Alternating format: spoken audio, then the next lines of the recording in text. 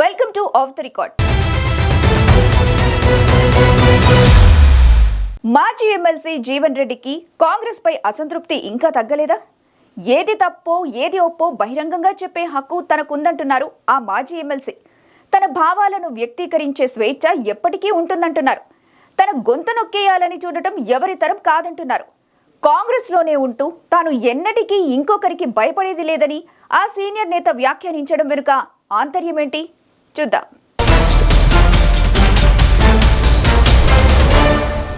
మాజీ ఎమ్మెల్సీ జీవన్ రెడ్డి కాంగ్రెస్ పార్టీలో చాలా సీనియర్ నాయకుడు.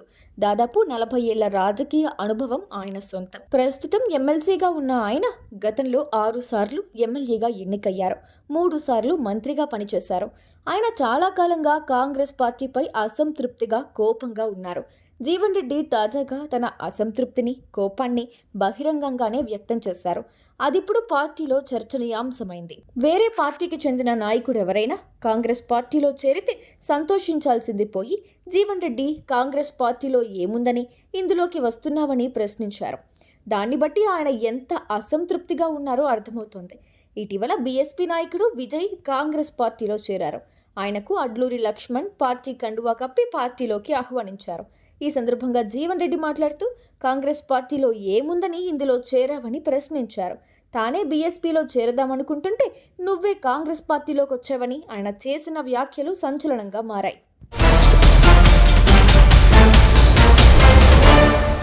జీవన్ రెడ్డి ముఖ్య అనుచరుడు గంగారెడ్డి హత్య జరిగినప్పటి నుంచి ఆయన పార్టీ మీద తీవ్ర అసంతృప్తితో ఉన్నారు.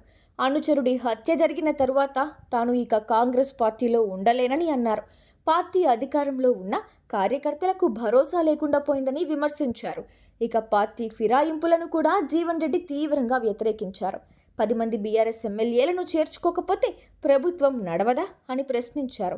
పార్టీ ఫిరాయింపులను ప్రోత్సహించవద్దని రాజీవ్ గాంధీ నుంచి రాహుల్ గాంధీ వరకు చెప్పారని, అయినా కాంగ్రెస్ నాయకులు వినే పరిస్థితిలో లేరని ఆగ్రహం వ్యక్తం చేశారు. పార్టీ ఫిరాయింపులను వ్యతిరేకిస్తూ పార్టీ అధిష్టానానికి జీవన్ రెడ్డి లేఖ కూడా రాశారు.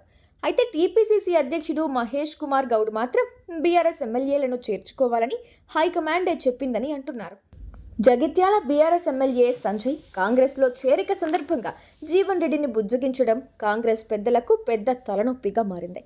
పార్టీ మారి కాంగ్రెస్లోకి వచ్చిన వారికే అధిక ప్రాధాన్యత ఇస్తున్నారని జీవన్ రెడ్డి మండిపడుతున్నారు. ఇకపై ప్రభుత్వ సంక్షేమ పథకాలను పార్టీ మారిన వారితోనే ప్రచారం చేయించుకోవాలని, వారే నియోజకవర్గ బరువు బాధ్యతలు మోయాలని ఎద్దేవా చేశారు.